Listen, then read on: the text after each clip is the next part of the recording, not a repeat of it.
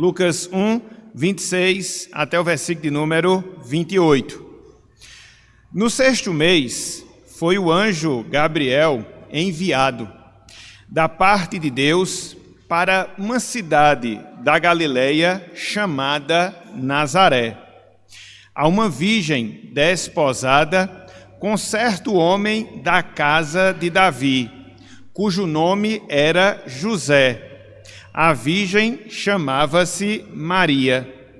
E, entrando o anjo aonde ela estava, disse: Alegra-te, muito favorecida, o Senhor é contigo.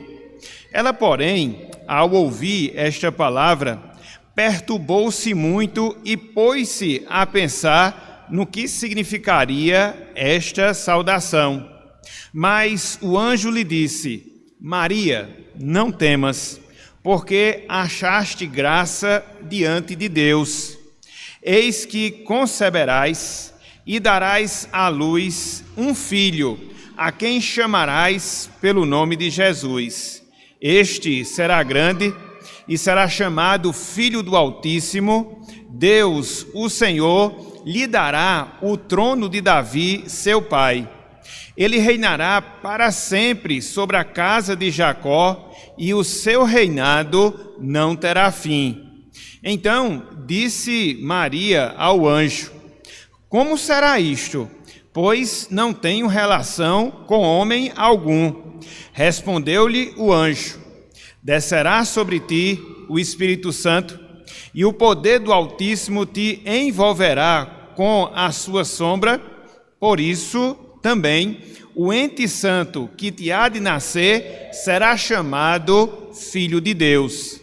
E Isabel, tua parenta, igualmente concebeu um filho na sua velhice, sendo este já o 6º mês, para aquela que diziam ser estéril.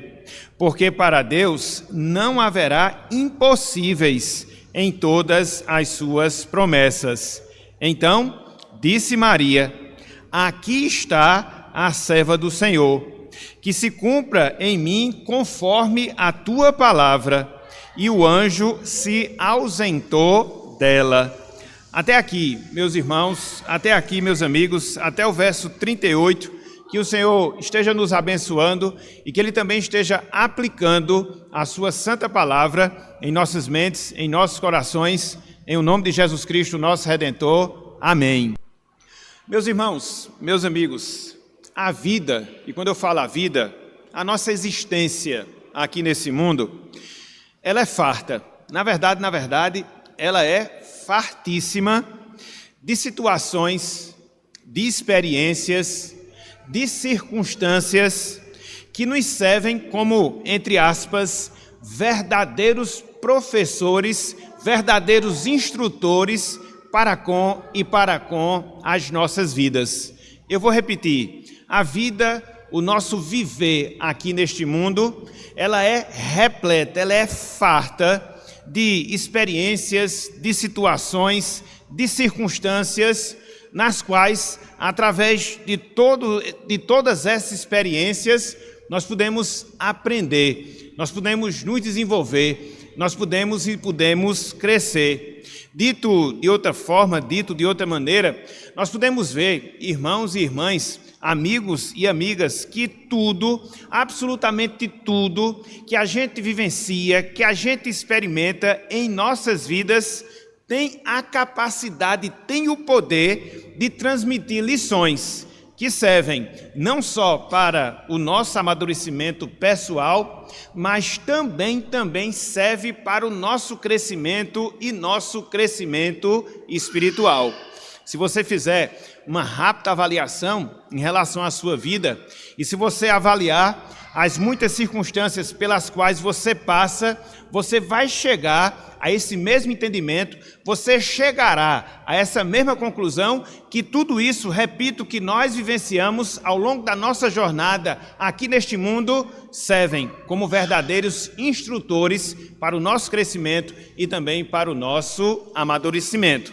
Então, quando nós aprendemos esse fato, quando nós aprendemos essa realidade e chegamos à conclusão que os acontecimentos da nossa vida nos auxilia no nosso crescimento, no nosso amadurecimento, e quando nós passamos a considerar que a vinda de Jesus Cristo, a sua encarnação, o seu nascimento foi o fato, foi o acontecimento mais importante da vida e da história da humanidade, a gente vai perceber que esse fato, que essa realidade do nascimento de Jesus Cristo, da sua encarnação, da sua vinda a este mundo, meus irmãos, meus amigos, nos traz muitas lições, nos traz muitos aprendizados, que servem para o nosso crescimento espiritual, para o nosso amadurecimento na nossa vida com Deus, de sorte que é fundamental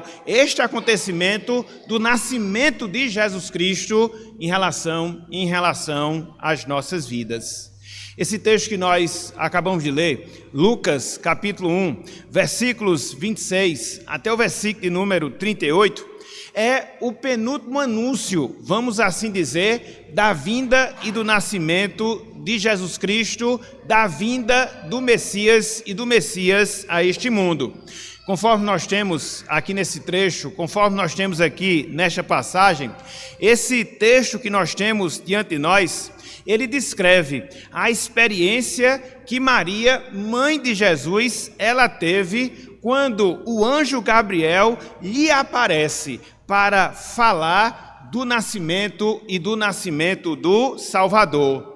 A partir desse anúncio que o anjo Gabriel ele faz a Maria, a gente consegue perceber, a gente consegue enxergar várias lições, vários aprendizados extremamente importantes para as nossas vidas, sobretudo em relação à nossa vida espiritual, em relação ao nosso relacionamento com Deus, ao nosso relacionamento com o Senhor. É por isso, meus irmãos, é por isso, meus amigos, que nesta noite eu queria que, com base aqui nesse texto, com base aqui nessa passagem, nós víssemos algumas lições, alguns aprendizados que nós podemos entender com esse anúncio, repito, que o anjo Gabriel ele faz em relação à vinda do Messias, no caso, a sua futura mãe, no caso, a Maria. É por isso, meus irmãos, é por isso, meus amigos, que o nosso tema, o tema da nossa mensagem na noite de hoje é o seguinte: lições que aprendemos com o nascimento de Cristo. Lições que aprendemos com o nascimento de Cristo. E diante disso, nós podemos nos perguntar, diante disso nós podemos nos indagar, mas quais são então essas lições? Quais são então esses aprendizados que nós podemos ver, que nós podemos enxergar, que nós podemos entender a partir desse relato que nós temos aqui diante de nós? Nessa noite de hoje, eu queria que nós considerássemos pelo menos, 1, 2, 3, 4 lições que podemos aprender com a vinda e com o nascimento do nosso Senhor, do nosso Salvador, Jesus Cristo.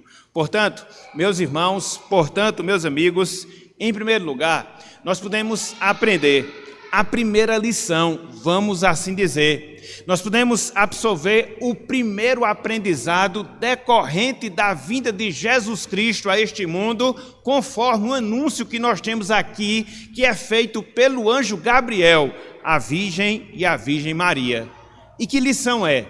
E que aprendizado é? É a lição, é o aprendizado da demonstração da graça de Deus. É a primeira lição, é o primeiro aprendizado que nós podemos entender com base aqui deste relato, do anúncio que é feito relacionado à vinda do Messias. Ou seja, a vinda do Messias é uma demonstração da graça, do favor imerecido de Deus, do favor imerecido do Senhor. Se não, vejamos, acompanhe conosco os versos 26 até o versículo número 30. Lucas capítulo 1, versículos 26 até o versículo de número 30. A primeira lição, a demonstração da graça de Deus. Diz o seguinte, palavra do Senhor. No 6º mês, foi o anjo Gabriel enviado da parte de Deus para uma cidade da Galileia chamada Nazaré, a uma virgem desposada com certo homem da casa de Davi, cujo nome era José. A virgem chamava-se Maria. E, entrando o anjo aonde ela estava, disse: Alegra-te, muito favorecida, o Senhor é contigo. Ela, porém, ao ouvir esta palavra, perturbou-se muito e pôs-se a pensar no que significaria esta saudação. Versículo 30. Mas o anjo lhe disse: Maria, não temas, porque achaste graça diante de Deus. Aqui nesse trecho, meus irmãos, aqui nesse trecho, minhas irmãs, nós vemos revelado, nós vemos demonstrado o favor imerecido de Deus, o favor imerecido do Senhor. E a gente consegue perceber essa lição, a gente consegue perceber esse aprendizado, pelo menos de duas formas, pelo menos de duas maneiras. Em primeiro lugar, por causa do local onde foi feito esse anúncio. Que anúncio? O anúncio do anjo Gabriel.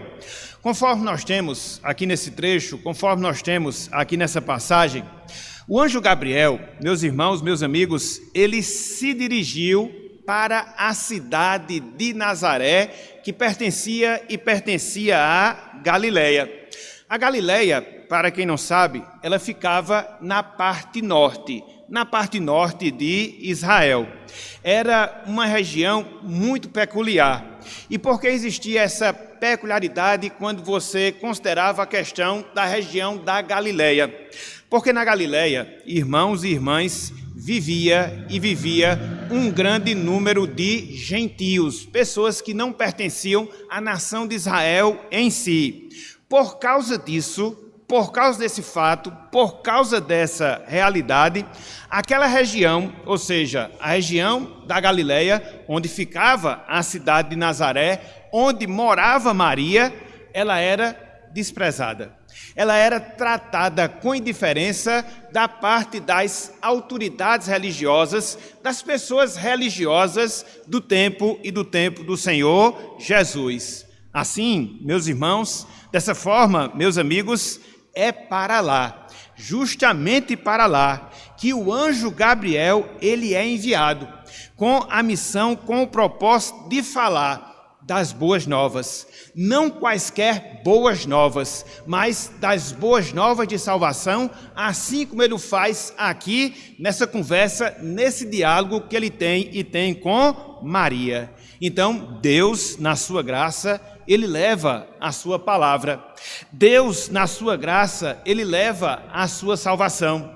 Deus, na sua graça, ele leva o próprio Salvador, veja, lá para a região da Galileia, humanamente desprezada em relação aos judeus, concedendo àquela região o benefício do Salvador, o benefício da redenção. Então veja, esse primeiro aspecto, onde nós enxergamos, onde nós vemos a graça de Deus sendo manifestada. Por quê? Repito, por causa do local onde é feito o anúncio do anjo Gabriel. Mas não só isso. Em segundo lugar, a gente consegue perceber aqui nesse trecho, a gente consegue aprender aqui nessa passagem, essa demonstração da graça de Deus, essa demonstração do favor imerecido do Senhor. Em segundo lugar, por causa da pessoa a quem o anjo ele faz o anúncio. por causa da pessoa a quem o anjo ele faz o anúncio. Conforme nós temos aqui, o anjo procurou uma jovem donzela lá naquela região da Galileia, de maneira específica lá na cidade de Nazaré. O anjo, meus irmãos, o anjo Gabriel, meus amigos, ele não vai procurar uma donzela ali nos palácios reais da Palestina, não. O anjo, ele não vai procurar uma jovem donzela entre aquelas pessoas que pertenciam à nata religiosa dos judeus, não, muito pelo contrário, mas o anjo, ele vai à procura de uma jovem humilde da cidade de Nazaré. Conforme nós temos aqui registrado, ela era comprometida, ela era noiva de um homem chamado José, que pertencia à família de Davi, que era descendente do rei Davi.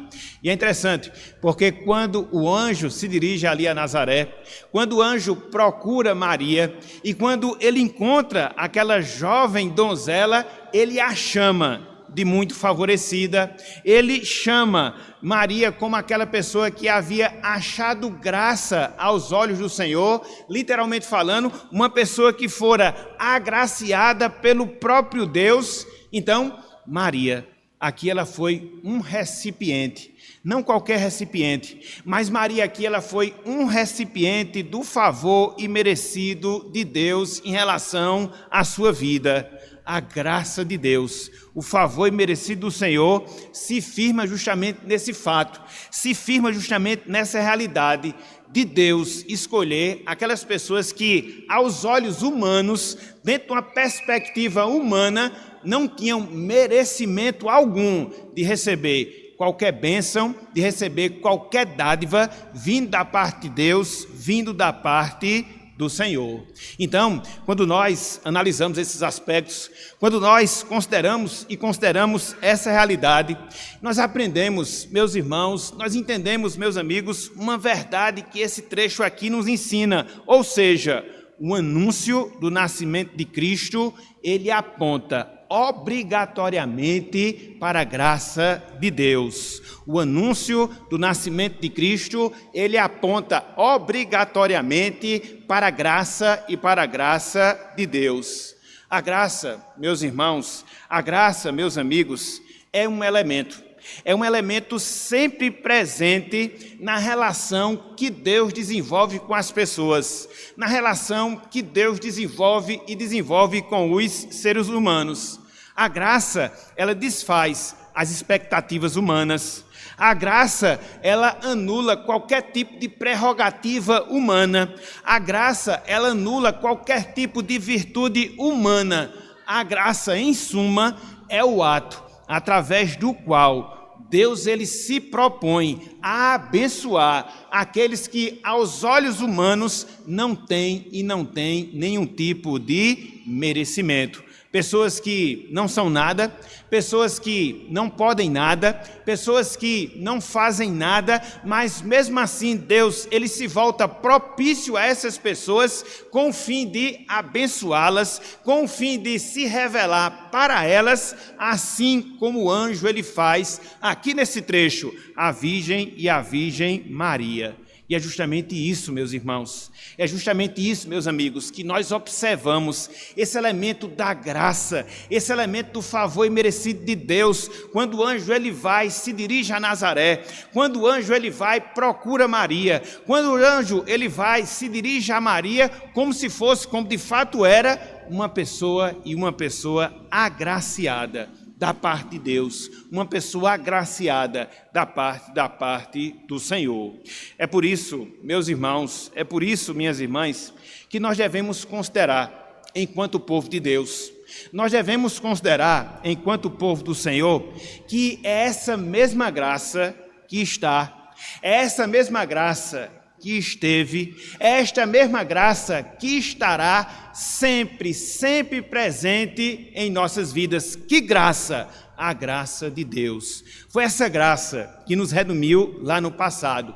É essa graça que permite que nós mantenhamos comunhão com Deus no presente. É essa graça que Deus ele promete para que ela esteja continuamente sobre as nossas vidas e assim, não só a gente possa se relacionar com Deus, mas nós possamos cumprir a sua vontade, o seu propósito, o seu querer em relação às nossas vidas. Nós devemos, meus irmãos, nós devemos, minhas irmãs, ter esse entendimento e concentrar a nossa esperança em termos de vida, concentrar a nossa esperança em termos de existência nesse mundo, sempre na base, não dos nossos esforços, não das nossas virtudes, não das nossas próprias qualidades, não, mas nós somos o que somos pela graça de Deus, nós temos o que temos pela graça de Deus, nós fazemos o que fazemos pela graça de Deus, e o nascimento de Jesus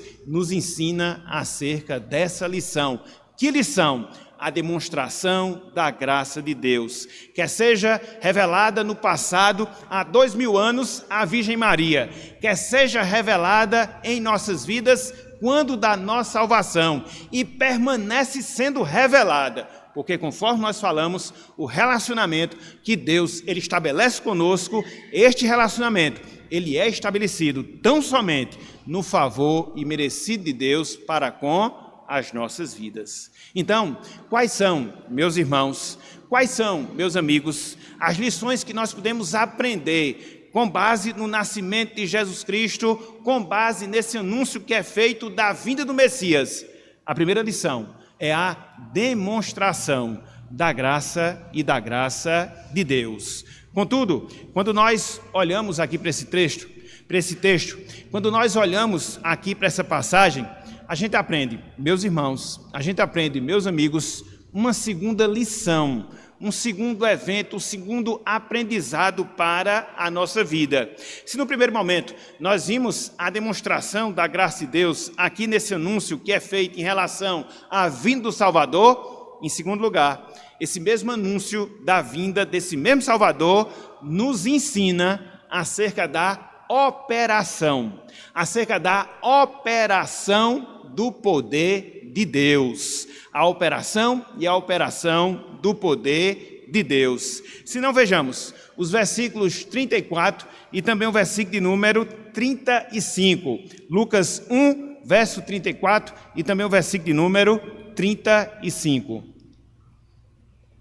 Diz o seguinte, a palavra do Senhor: Então disse Maria ao anjo: Como será isto? Ou seja, sua concepção. Pois não tenho relação com homem algum. Versículo 35. Respondeu-lhe o anjo: Descerá sobre ti o Espírito Santo. Veja, e o poder do Altíssimo te envolverá, como a sua sombra. Por isso também o ente santo que há de nascer será chamado Filho de Deus. Aqui, sobretudo no versículo 35, a gente observa, meus irmãos, meus amigos, a explicação que o anjo Gabriel faz à Virgem Maria da demonstração do poder de Deus, o mesmo poder que seria exercido sobre ela, não só para que ela pudesse conceber um ente santo, mas para que ela pudesse também dar à luz a esse ente santo, ao Filho de Deus. Conforme nós temos aqui nesse trecho, sobretudo no versículo 34, essa explicação que o anjo Gabriel ele dá a Maria, ela ocorre por causa das dúvidas, por causa das incompreensões que surgiram na mente, que surgiram no coração da Virgem Maria. Afinal de contas, meus irmãos, meus amigos, lhe foi anunciado que ela, Maria, seria mãe do Salvador. Mas como isso poderia acontecer?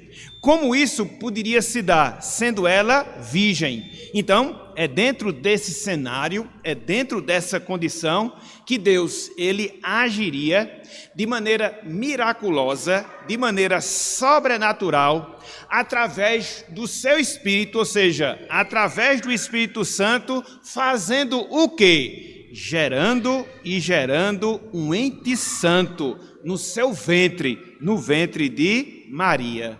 É interessante que, a fim de reforçar essa explicação que Gabriel, ou o anjo Gabriel, dá a Maria, a explicação acerca do exercício do poder de Deus queria ser uma realidade na sua vida. O anjo, aqui no caso Gabriel, ele relata a experiência de uma parenta, de uma prima de Maria, Isabel, que seria mãe de João Batista e que ela havia concebido também, ela havia engravidado quando as perspectivas humanas já haviam desaparecido, quando tanto ela quanto também o seu esposo Zacarias, eles já eram velhos. É por isso que o anjo ele fala, olha só, no versículo 36, reforçando o poder de Deus, o mesmo poder que seria exercido na Virgem Maria, o poder que também foi exercido na vida de Isabel, para que, não obstante o seu avançar de anos, ela também engravidasse. Não de qualquer criança, mas de João Batista, aquele que seria o precursor de Jesus. E olha só o que é dito, versículo 36, a parte inicial do versículo 36. O anjo diz, Isabel, tua parenta, igualmente, veja, concebeu um filho na sua velhice. É interessante, meus irmãos, é interessante, meus amigos, que tudo isso tinha um propósito, tudo isso tinha um objetivo. E qual era esse propósito? E qual era esse objetivo? Do exercício do poder de Deus, quer seja na vida de Isabel, fazendo com que ela engravidasse, mesmo já sendo velha, o exercício do poder de Deus na vida de Maria, fazendo com que ela engravidasse, mesmo sendo virgem, que propósito era? O cumprimento das promessas, o cumprimento da vontade de Deus. E é por isso que ele fala, olha só, no versículo 37, olha só o que ele diz aqui a Maria. Ele fala, porque para Deus, veja, não haverá impossíveis em todas as suas promessas. Se necessário for uma senhora engravidar, ela engravidará. Se necessário for uma virgem engravidar, ela engravidará. Porque para Deus não há impossíveis. Ele exerce o seu poder, ele exerce o seu infinito poder para poder cumprir as suas promessas. E aqui você encontra essa segunda lição. Aqui você encontra esse segundo aprendizado. Ou seja, o anúncio do nascimento de Cristo confirma a realidade do poder de Deus. O anúncio do nascimento do Messias confirma a realidade do poder e do poder de Deus. Talvez tenha sido por isso, irmãos e amigos, que Deus ele não enviou qualquer anjo para fazer o anúncio à Virgem Maria, mas ele enviou o anjo Gabriel. Esse nome Gabriel, ele tem uma particularidade, ele tem uma peculiaridade. O nome Gabriel significa Deus forte.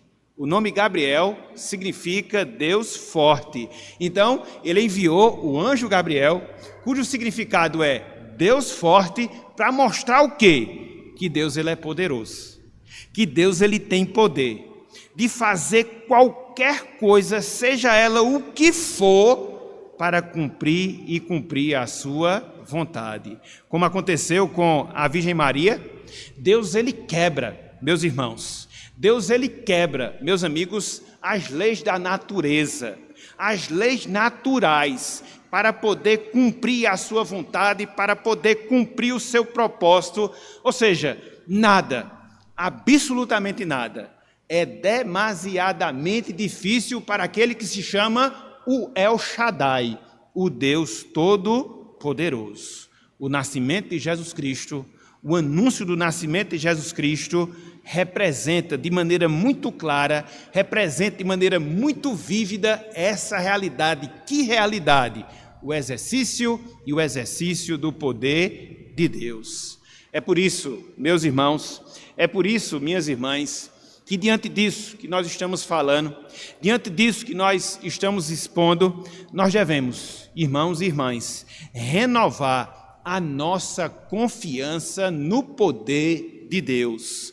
Nós devemos renovar a nossa confiança no poder e no poder de Deus. Nós vimos que Deus, ele age fazendo aquilo que ninguém pode fazer. Nós vimos que Deus, ele age quebrando leis naturais para poder cumprir o seu propósito. Portanto, meus irmãos, portanto, minhas irmãs, nada, absolutamente nada, pode impedir ou pode limitar o agir de Deus nas nossas vidas. A gente deve descansar nesse fato, a gente deve descansar nessa realidade. Seja qual for a situação, seja qual for a circunstância, seja qual for o problema que porventura a gente vem enfrentar, a grande ideia ou a grande concepção, melhor dizendo, que nós devemos ter, é que o nosso Deus, ele pode tudo e ele pode todas as coisas. Louvado seja o nome do Senhor. Então, nós temos aqui a segunda lição. A segunda lição que nós aprendemos com o anúncio da vinda do Messias, ou seja, a operação, não qualquer operação, mas a operação do poder e do poder de Deus. Então, não percam aqui a sequência. Através do anúncio da vinda do Messias, nós vemos a demonstração da graça de Deus. Através do anúncio da vinda do Messias, nós observamos a operação do poder de Deus. Mas não só isso, não só isso. Em terceiro lugar, através do anúncio da vinda do Messias, nós aprendemos acerca da revelação da excelência do Salvador. A revelação da excelência do Salvador.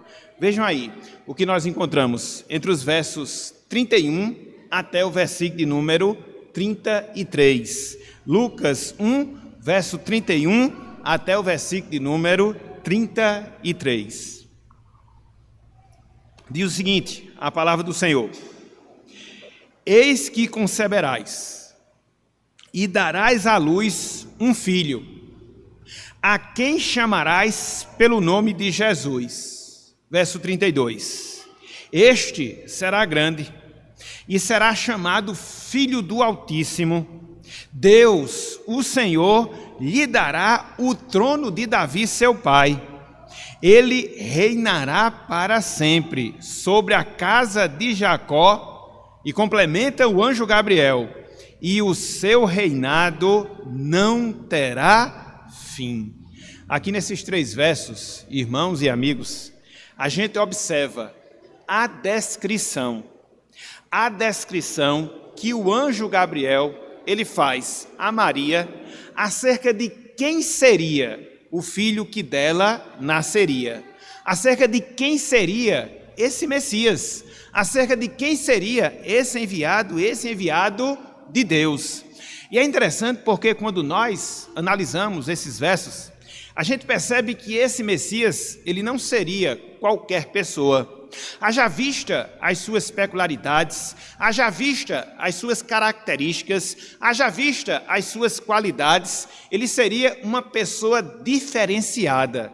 E essas características, essas qualidades, elas estariam diretamente relacionadas à obra de redenção, de salvação, que esse Messias, ele realizaria quando estivesse aqui neste mundo. E aí fica a pergunta, e aí fica a indagação, mas quais seriam então essas qualidades? Quais seriam então essas características que apontam para a excelência do Messias? Em primeiro lugar, conforme nós vimos aqui no versículo 31, esse Messias, ele seria humano, ele seria um ser humano. Por quê? Ele seria concebido e ele nasceria de uma virgem, de uma mulher. Ele teria a natureza humana. Mas não só isso. com base também no versículo 31, na parte B, ele seria Salvador. É por isso que na instrução que o anjo Gabriel ele dá a Maria, ele especifica inclusive o nome que deveria ser dado àquela criança. E que nome seria? Jesus, que literalmente falando significa Iavé é salvação, o Senhor é salvação. Isso estaria diretamente vinculado à missão, à obra que esse Messias realizaria quando ele estivesse aqui conosco. Ou seja, a sua missão, o seu objetivo era de salvar e salvar um povo para si.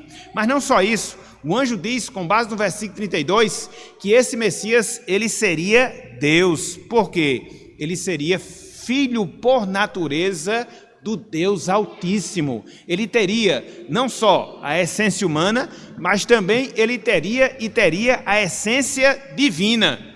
E por fim, com base no versículo 32 e no versículo 33, esse Messias, ele seria rei. Por quê? Ele descenderia da semente de Davi. Ele seria um dos descendentes de Davi e conforme nós vimos na nossa leitura devocional, Deus havia prometido que nunca deixaria de reinar um descendente de Davi sobre o trono de Israel.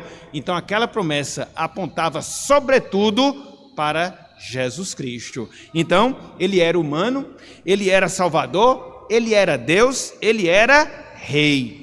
E o que é que a gente percebe? Qual a lição que a gente vê em tudo isso? É que o anúncio do nascimento de Cristo mostra, meus irmãos, mostra, meus amigos, quão especial Cristo é.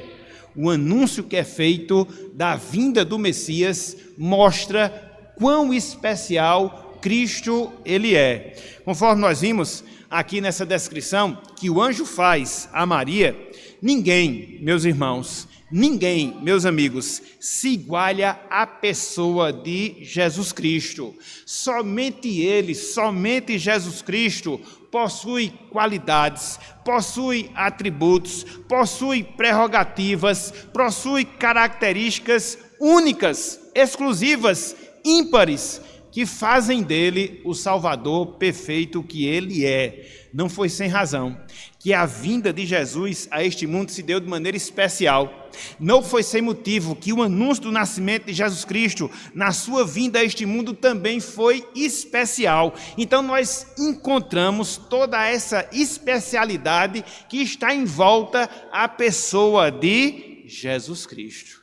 Diante disso, meus irmãos, diante disso, minhas irmãs, nunca nós devemos desmerecer a pessoa do nosso Salvador. Nunca devemos desmerecer a pessoa do nosso Salvador.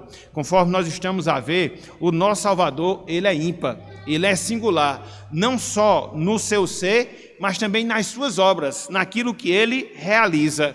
Isso é interessante, na verdade, isso é importante, importantíssimo. Por quê? Diante do mundo no qual nós vivemos, um mundo onde, pelo menos dentro da sua maioria, as pessoas, meus irmãos, minhas irmãs, elas tendem, e como tendem, a desconsiderar a pessoa de Jesus Cristo, seja aquilo que ele fez, seja aquilo que ele ensinou. Na verdade, essa é uma marca que nós podemos enxergar no mundo que está ao nosso derredor. As pessoas desconsiderando quem foi Jesus Cristo, as pessoas desconsiderando os ensinamentos que Cristo proferiu, as pessoas desfazendo da sua conduta, do seu comportamento. Então, esta é a triste realidade com a qual a gente se depara todos os dias em nossas vidas.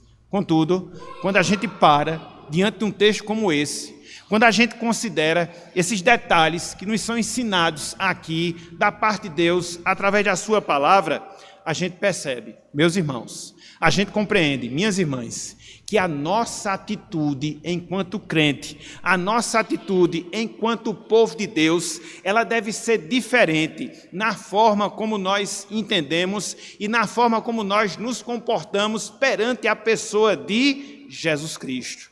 De fato, ele merece da nossa parte todo o nosso louvor. De fato, ele merece da nossa parte toda a nossa honra. De fato, ele merece da nossa parte toda a nossa reverência. Então fica essa implicação para cada um de nós. Ou seja, jamais desconsideremos a pessoa do nosso Salvador. Por quê? Dentre várias lições, a gente aprende a sua excelência, conforme o anúncio que o anjo Gabriel ele faz a Maria. Então, nós já vimos a lição da demonstração da graça de Deus. Nós já vimos a lição da operação do poder de Deus. Nós já vimos a lição da excelência do nosso Salvador.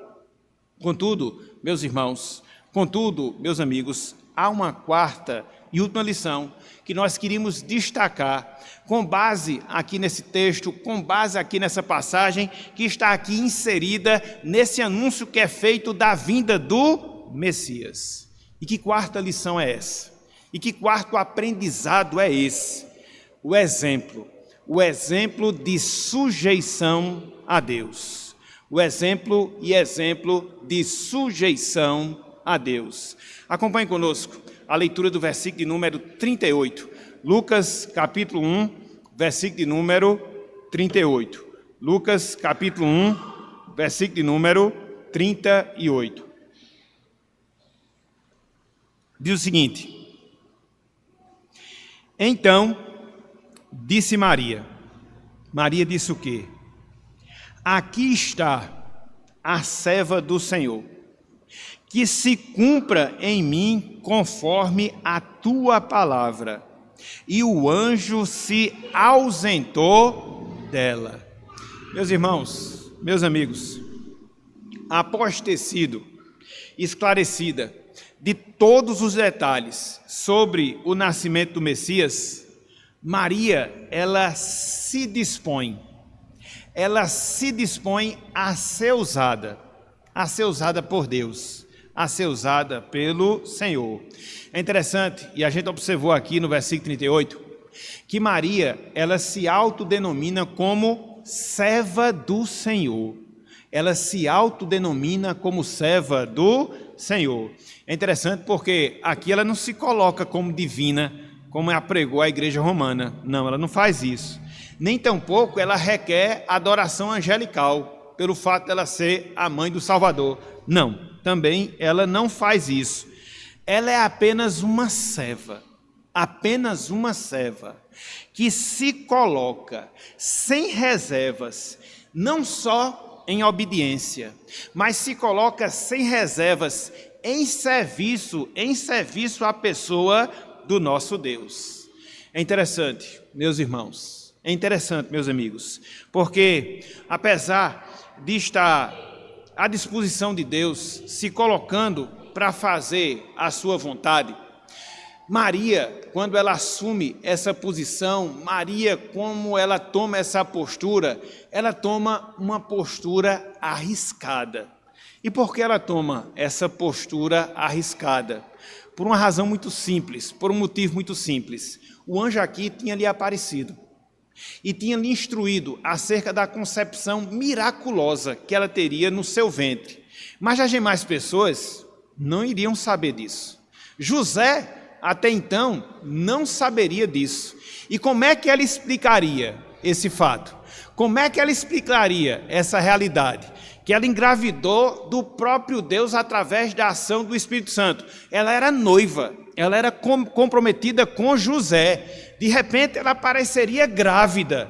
Ela assumiu um grande risco de ser difamada, de ser tratada com desdém, na verdade, de ser humilhada e de ser tratada como uma adúltera dentro da sua sociedade, porque somente depois, aproximadamente 3 meses depois, é que Deus, em sonho, aparece a José, conforme nós observamos lá em Mateus capítulo 1, a partir do versículo 18. Até então, o anjo aqui apareceu apenas a Maria. Mas veja que, mesmo correndo esse risco, mesmo correndo esse perigo, o que é que ela faz? Ela se dispõe sem reserva. Ela não tem justificativas, ela não dá desculpas, não. Ela assume o compromisso de obedecer a Deus em tudo, mesmo que isto lhe levasse a uma situação desfavorável. Então aqui, meus irmãos, aqui, meus amigos, você encontra essa quarta lição que nos é ensinada desse anúncio do Messias que nós observamos aqui nesse trecho. Que lição?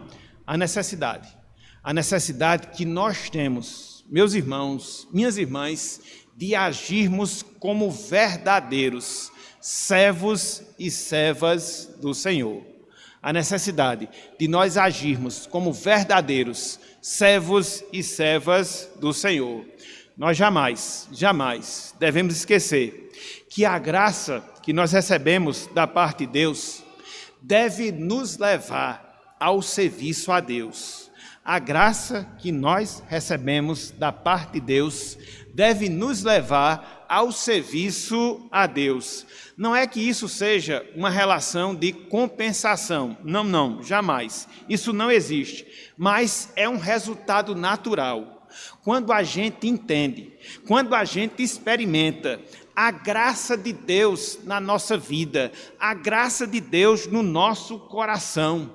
Quando nós, meus irmãos, minhas irmãs, nos conscientizamos do fato que Deus ele é gracioso, que Ele derrama das suas dádivas, que Ele o faz de maneira imerecida, a gente quer responder com gratidão a esses benefícios. E como é que nós procedemos? Servimos a Deus, trabalhamos em prol da sua causa, trabalhamos em prol do seu reino. Foi isso que aconteceu com Maria. E é interessante que, uma vez que ela tem essa disposição, uma vez que ela tem essa voluntariedade, ela se torna a mulher mais especial de toda a história da humanidade. Por quê? Porque ela teve o privilégio ímpar de ser a mãe do Salvador do mundo. Ela teve o privilégio ímpar de conceber o ente santo, de poder estar ali esperando 9 meses do nascimento do Messias, de poder conviver com ele nos primeiros anos da sua vida, de ter esse privilégio que ninguém, com exceção de Maria, teve na história e na história da humanidade. Ah, meus irmãos, minhas irmãs, e tudo isso se deu, e tudo isso aconteceu. Por quê? Porque ela se dispôs a fazer completamente a vontade de Deus. E por isso ela disse: aqui está a serva do Senhor. Veja, que se cumpra em mim conforme a tua palavra, ou seja, a palavra do anjo. Diante disso, meus irmãos, minhas irmãs, nós temos um grande desafio. E que grande desafio é esse que nós temos diante de nós? É o desafio de seguirmos no exemplo de Maria. Sim, de seguirmos no exemplo de Maria, sendo úteis a Deus, sendo úteis ao nosso Senhor. Para cada um de nós, meus irmãos, minhas irmãs, Deus nos deu não só dons, Deus também nos deu habilidades, Deus também nos deu capacitações, a fim de que elas venham ser, ou que eles venham ser usados, não só para a glória de Deus, mas usados em prol da causa do Senhor. Então nós precisamos, meus irmãos, minhas irmãs, saber quais são esses dons, saber quais são esses talentos, saber quais são essas capacitações, pedirmos por graça para que Deus nos torne úteis em relação à sua obra. Cada um de nós aqui, irmãos, cada um de nós aqui, irmãs, nós somos recipientes da graça de Deus. A graça que nos salvou, a graça que está nos transformando, a graça que está fazendo com que nós perseveremos no caminho do Senhor. Essa graça ela é ativa, essa graça ela é genuína, essa graça ela é real, continuamente nas nossas vidas. E o que é que nós estamos fazendo para responder com gratidão a essa graça que Deus nos dá? Cruzarmos os nossos braços,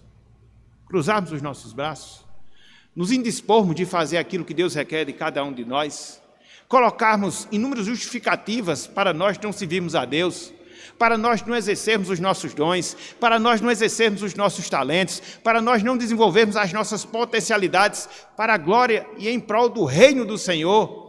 Meus irmãos, minhas irmãs, quando a gente assume essa postura, nós estamos sendo ingratos a Deus. Então fica o desafio para cada um de nós, que desafio? De seguirmos o exemplo de Maria e nos dispormos sem reserva, independente das circunstâncias, independente das consequências, nos dispormos sem reservas a obedecer a Deus. Então, meus irmãos, meus amigos, na noite de hoje, o que foi que nós vimos? O que foi que nós aprendemos? Pelo menos 4 lições, 4 aprendizados relacionados ao anúncio que o anjo Gabriel faz do Messias à Virgem e à Virgem Maria. E conforme nós observamos, são 4 lições importantíssimas e fundamentais para as nossas vidas. Seja a lição da demonstração da graça de Deus, seja a lição da operação do poder de Deus, seja a revelação das excelências do nosso Salvador, seja a necessidade de nós nos submetermos completamente a Deus. São essas lições que Deus ele quer nos ensinar e que Ele está a nos ensinar na noite de hoje. Contudo, antes de nós concluirmos a nossa mensagem na noite de hoje, nós queríamos nos dirigir especificamente para aquelas pessoas que ainda não são salvas na pessoa de Cristo Jesus. Em que sentido? Meu amigo, minha amiga, considere atentamente as lições que Cristo lhe ensinou na noite de hoje. Considere atentamente nas lições que Cristo lhe ensinou na noite de hoje. Você observou, a partir desse texto, a partir dessa passagem, a demonstração da graça de Deus na pessoa de Jesus Cristo, quando Deus envia o seu próprio Filho, a fim de que ele pudesse vir a este mundo para poder promover a salvação do Senhor. Você viu na noite de hoje. Mas não só isso, você também viu na noite de hoje que esse Salvador, que esse Messias, ele é um Redentor ímpar, ele é um Redentor singular. Por quê? Ele é humano, ele é divino, ele é rei, ele é descendente de Davi, que reinará para sempre no reino de Davi. Você viu também isto na noite de hoje. Mas não só isso, você aprendeu sobre o poder que Deus ele exerceu para enviar o seu Filho aqui a este mundo, fazendo com que uma virgem quebrasse todas as leis da natureza e engravidasse tão somente pela operação do Espírito Santo. E agora, meu amigo, e agora, minha amiga, o que é que fica de desafio para você? Você deve agir assim como Maria agiu. Você deve abrir o seu coração e sem reservas se sujeitar a Deus, se sujeitar à sua vontade, se sujeitar ao propósito divino em relação à tua vida. Talvez quando eu falo essas coisas, você esteja a pensar, mas eu não tenho capacidade, eu não tenho motivação, eu não tenho estímulo para fazer isso. E eu sei que você não tem, Agora, nem por isso você está sem esperança ou perdido, não, muito pelo contrário, porque diante desse quadro, onde você compreende a sua incapacidade própria, só há um caminho, só há um recurso para você. E que caminho e que recurso é esse? Meu amigo, minha amiga, clame pela graça de Deus, clame pelo seu favor imerecido. Faça com que Deus ele possa ser favorável a você na noite de hoje, lhe dando discernimento para que você possa compreender a sua palavra, lhe abrindo os olhos espirituais para que você possa contemplar a maravilha do Salvador, enchendo o seu coração do desejo de cumprir a sua vontade, humilhando-se perante Ele, reconhecendo o seu pecado, reconhecendo a sua transgressão, clamando pela sua misericórdia. Faça isso, porque se aprover ao Senhor, através do seu poder, Ele vai transformar por completo a sua vida. Ele vai transformar por completo o seu coração e vai fazer de você uma nova criatura em Cristo Jesus. Vai fazer com que você nasça de novo. vai fazer com que você experimente da salvação, vai fazer com que você possa ser uma morada do Espírito Santo no seu coração. E hoje, a partir de hoje, de fato, você contar com a presença do próprio Deus na tua vida. Faça isso, meu amigo. Faça isso, minha amiga. Clame pela graça. Clame pela graça. Clame pela graça. Clame pela graça. E não desista até que Deus tenha operado a salvação na tua vida. Que Deus, meus irmãos, que Deus, meus amigos, nos abençoe e que Ele esteja aplicando em nossos corações a sua santa e bendita palavra, em o nome de Jesus. Amém.